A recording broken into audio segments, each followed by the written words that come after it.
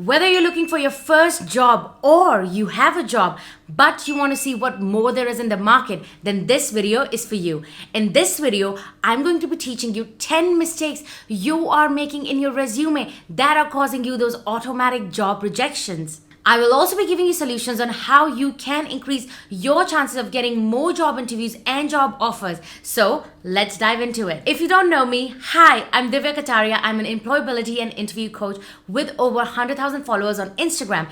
And I've helped more than 250 people land their dream jobs across 18 countries. Number one, not using the right template. I can't stress this enough.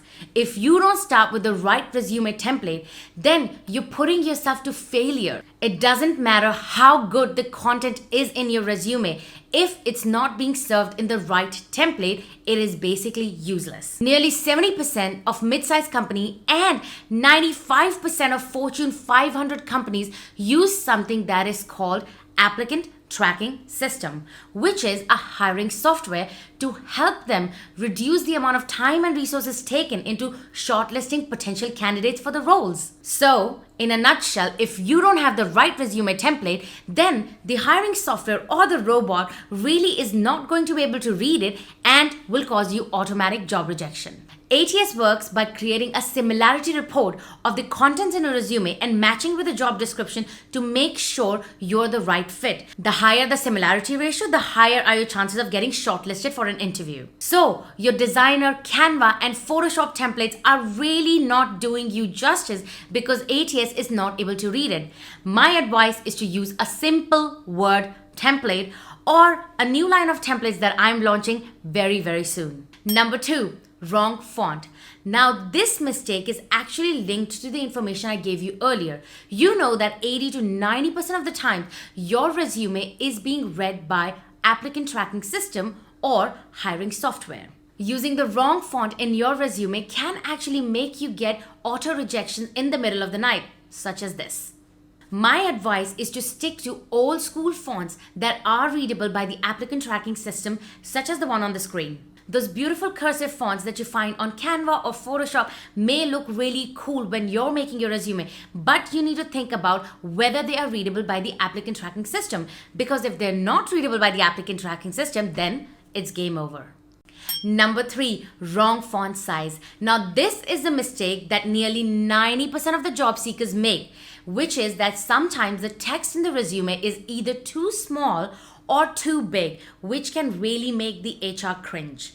I'm guilty of it too. Look at that. I did that when I started my job search too. This step is important because once your CV passes the applicant tracking system, the HR is going to have a look at it. So if the font is too small for somebody to view it or too big, it could actually make the whole experience cringy and frustrating. Remember, your goal is to make a resume that easily communicates your strengths and skill set in less than 6 seconds. My advice is to use anywhere between 10 to 12 as your font size for your resume.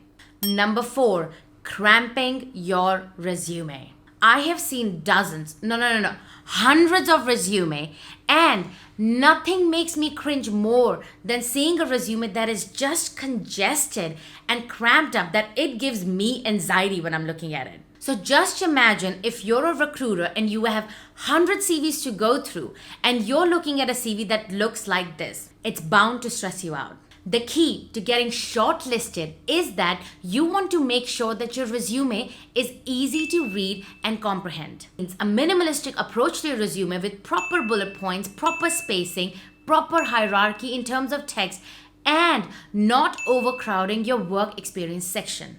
Number five, grammatical errors. Nothing kills your first impression more than grammatical errors in your resume. Just imagine mentioning communication as your strong point in your resume when you have a grammatical error that looks like this. My tip is always to proofread your resume, show it to your friends and family, and the most important is sleep on it. Sleep on it and read your resume with a fresh mind and you will see the mistakes. Number six, not reading the job description. The biggest mistake that can kill your chances for getting that job that you're totally qualified for is not tailoring your resume to the job description.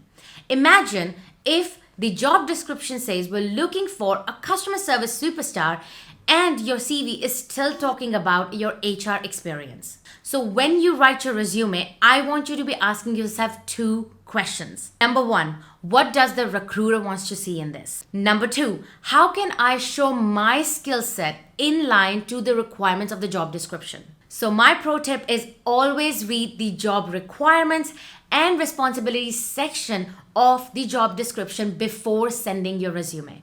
Number 7, boring, dull buzzwords. If you follow me on Instagram and you know my Instagram famous Cut the Crap series, you will know that I'm the biggest advocate of putting fresh new skills in your resume.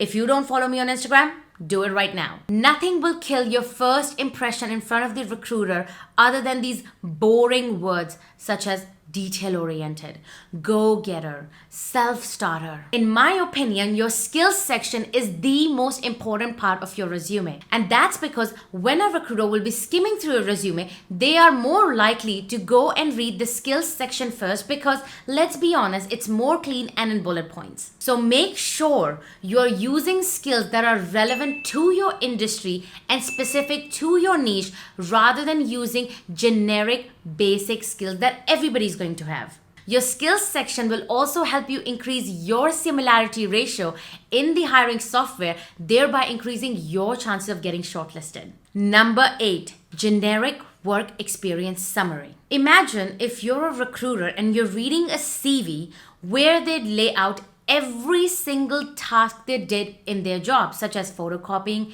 admin, responding to emails, and so much more. It's going to make you scream in pain. Can you hear all those recruiters scream? Just stay quiet, you can hear it. I can already hear it. My advice is to shift your work summary section towards a more achievement-focused work summary.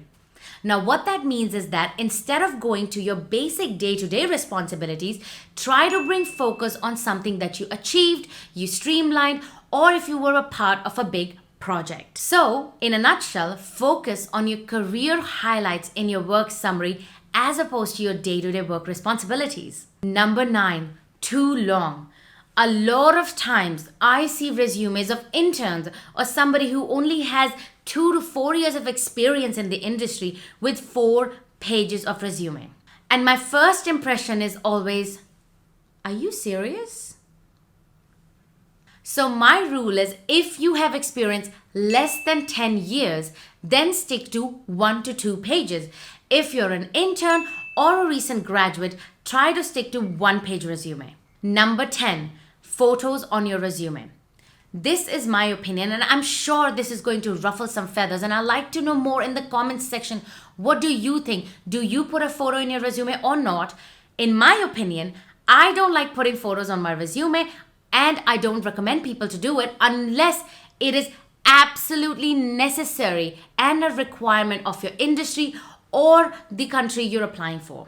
So, for example, if you're based in Dubai, it is a common practice to put a photo on your resume, and that's fine. But if you're based in New Zealand or Australia like me, you don't really need to put a photo on your resume. In my opinion, photos on your resume can actually lead to biases and discrimination and reduce your chance of getting shortlisted. However, if you're based in a country that requires you to put a photo of yourself on your resume, or it's your personal choice, then you can do it consciously. So for example, if you put your passport photo on your resume, that's a complete no. Or an Instagram profile photo that makes you look sexy, no. Try to keep it professional on your resume so you can actually use your LinkedIn photo for your resume. That being said, if you're someone who is serious about finding a job and want to reduce the amount of time taken to land your dream job, I would highly recommend you watch this video where I disclose my secret strategy of how to land your dream job in 90 days.